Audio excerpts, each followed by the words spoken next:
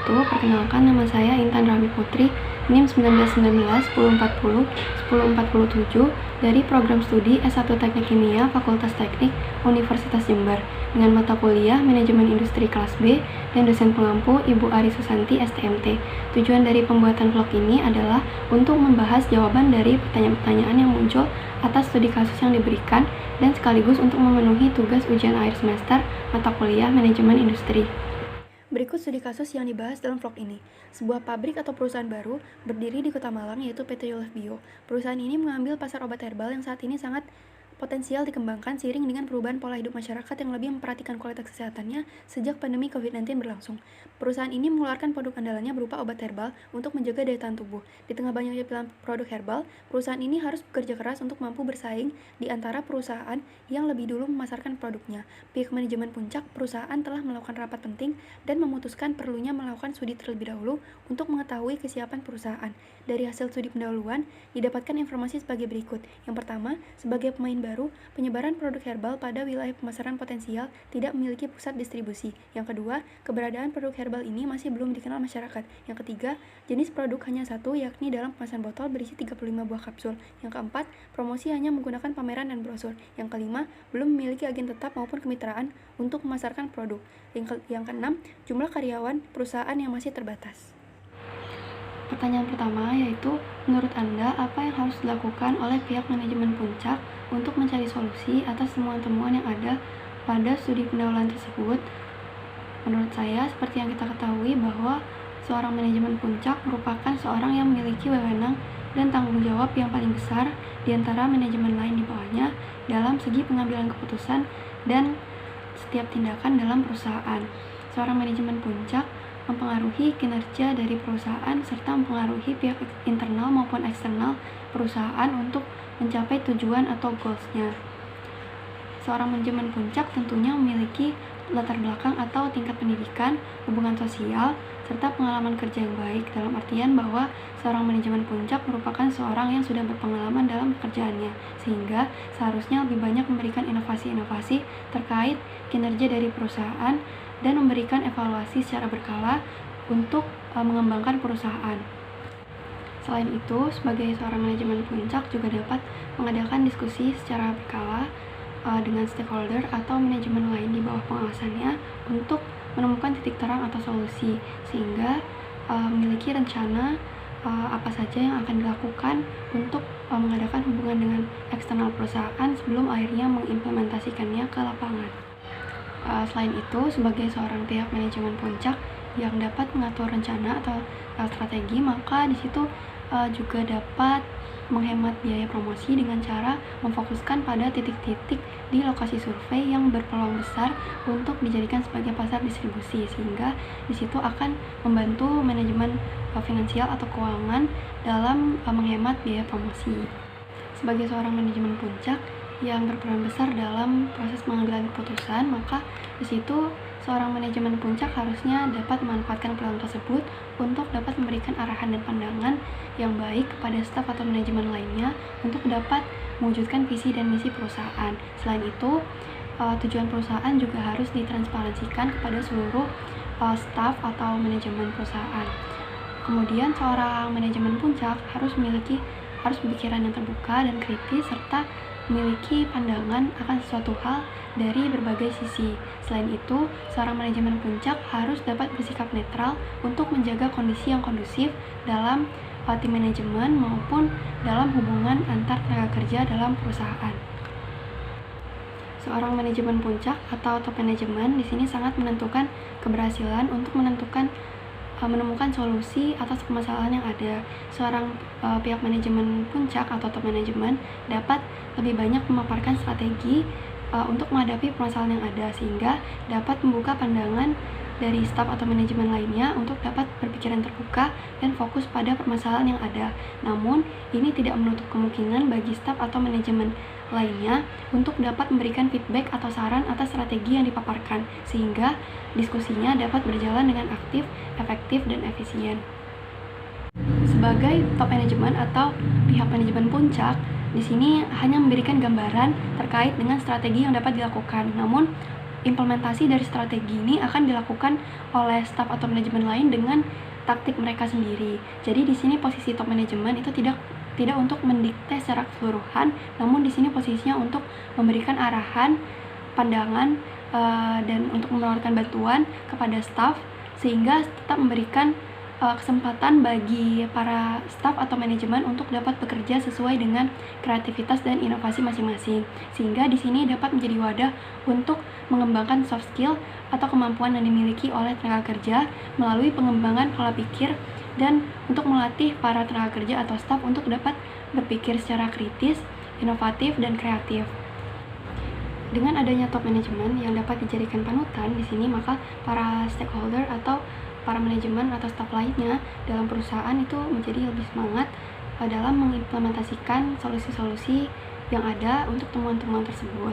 Nah, di sini maka para stakeholder di sini akan memiliki pandangan yang positif terhadap perusahaan sehingga di sini akan meningkatkan kinerjanya sehingga perusahaan dapat berkembang dan meningkatkan reputasi perusahaan. Kemudian, pertanyaan yang kedua, jika Anda adalah salah satu dari orang-orang yang terlibat dalam pengambilan keputusan atau kebijakan pada pabrik atau perusahaan tersebut, apa yang akan Anda usulkan untuk dilakukan agar mampu mengubah kondisi yang terjadi berkaitan dengan temuan-temuan tersebut? Nah, jika saya adalah salah satu yang dapat mengambil keputusan atau kebijakan dalam perusahaan tersebut, maka saya akan mengusulkan beberapa hal untuk menyikapi temuan-temuan yang ada pada studi pendahuluan tersebut. Yang pertama, saya akan mengusulkan untuk membentuk suatu tim riset mandiri yang digunakan untuk melakukan riset terkait dengan titik atau lokasi-lokasi yang berpeluang besar untuk dijadikan pusat distribusi dengan cakupan wilayah potensial pemasaran yang telah diketahui. Nah, dari situ akan menghemat waktu dan biaya transportasi karena di situ sudah melakukan riset terlebih dahulu untuk menentukan lokasi mana yang akan lebih banyak untuk dilakukan survei seperti itu. Nah, di sini survei dilakukan untuk mengetahui apakah di lokasi tersebut memang benar belum terjamah oleh produk obat herbal dari perusahaan lainnya, sehingga di situ kita bisa memiliki peluang untuk dapat memasarkan produk obat herbal dari perusahaan. Nah, selain itu, jika dalam titik-titik atau lokasi yang kita tentukan sudah ada beberapa produk obat herbal yang telah dipasarkan, maka di situ dapat dijadikan sebagai acuan dalam pengembangan produk. Misalnya seperti produk obat herbal yang dimiliki oleh perusahaan hanya dalam bentuk kapsul.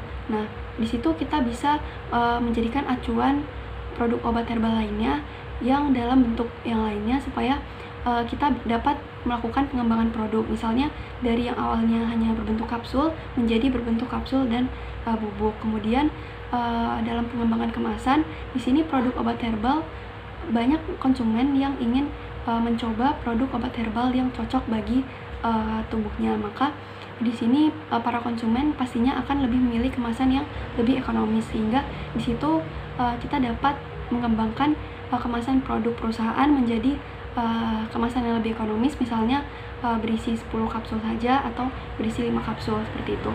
Nah, selain itu untuk dalam segi pemasaran, di situ berarti ketika kita sudah menentukan lokasi-lokasinya, maka di situ akan menghemat biaya pemasaran sehingga alokasi biayanya dapat digunakan untuk pemasaran dalam bentuk yang lain.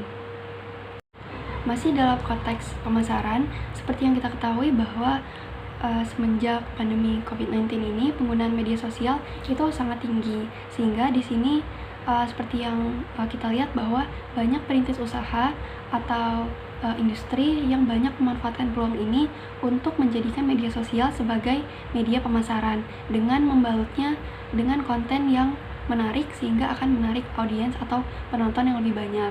Nah, di sini saya menyarankan untuk mengusulkan untuk menggandeng konten kreator sebagai proyek pemasaran dalam perusahaan. Nah, sehingga di sini kita memaksimalkan teknologi yang ada dengan menggunakan media sosial sebagai teknik pemasaran dengan dibalut dengan konten yang menarik dan akan menarik banyak penonton.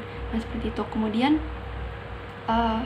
seperti yang kita ketahui bahwa penggunaan brosur atau pamflet saat ini itu berkurang karena minat konsumen untuk membaca brosur itu lebih kecil dibandingkan minat atau ketertarikan dari konsumen untuk melihat foto atau video yang menarik. Maka di sini media sosial dapat kita maksimalkan sebagai teknik pemasaran yang berpeluang besar untuk mendapatkan konsumen. Media sosial di sini dapat dijadikan sebagai ajang untuk membranding produk, dikemas dengan konten yang menarik seperti foto atau video, sehingga di sini tidak menutup kemungkinan bagi perusahaan untuk dapat mendapatkan agen tetap atau distributor. Sebagai pihak manajemen puncak atau top manajemen, di sini juga dapat membantu dalam memasarkan produknya. Dalam hal di sini dengan cara top manajemen ini bisa melakukan hubungan eksternal dengan stakeholder dari perusahaan lain atau dengan menghadiri workshop dan sebagainya, sehingga di situ dapat meningkatkan reputasi dari top manajemen, sehingga di situ secara langsung akan juga berdampak pada reputasi perusahaan yang nantinya akan dapat memasarkan produk perusahaan sehingga dikenal oleh masyarakat luas. Selain itu, untuk temuan mengenai jumlah karyawan yang masih terbatas, maka saya akan mengusulkan beberapa opsi. Yang pertama, saya akan mengusulkan untuk tetap pada jumlah karyawan yang terbatas dengan melihat kondisi bahwa perusahaan baru merintis dan permintaan produk obat herbal oleh konsumen itu masih terbatas atau masih minim. Nah, jadi di sini kita dapat memaksimalkan sumber daya yang ada dengan cara tetap menjaga kualitas dari para tenaga kerja dengan cara melakukan training secara berkala.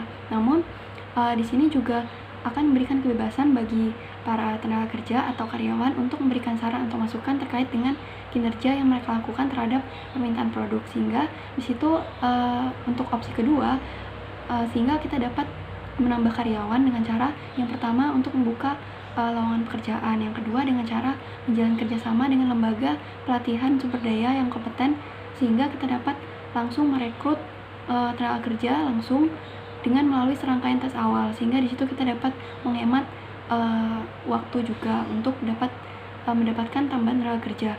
Nah, dengan kondisi tenaga kerja yang sudah memenuhi kebutuhan atau syarat dari perusahaan, dan ketika kondisi permintaan produk obat herbal oleh konsumen itu sudah mulai meningkat, maka di situ tetap melakukan training atau skill development untuk tenaga kerja supaya di situ tetap memastikan bahwa tenaga kerja atau karyawan itu masih memiliki kualitas kerja yang baik.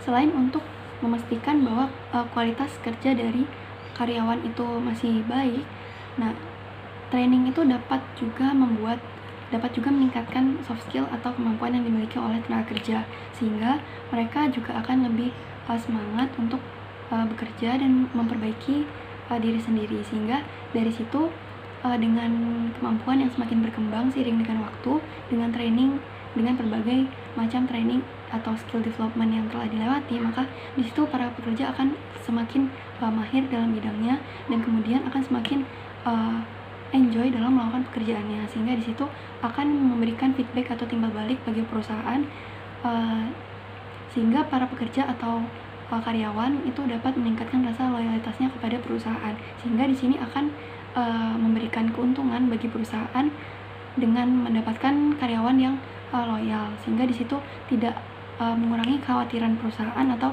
mengurangi kemungkinan perusahaan untuk kekurangan tenaga kerja pada masa-masa produktif. Sekian pemaparan jawaban atas pertanyaan dari studi kasus yang diberikan.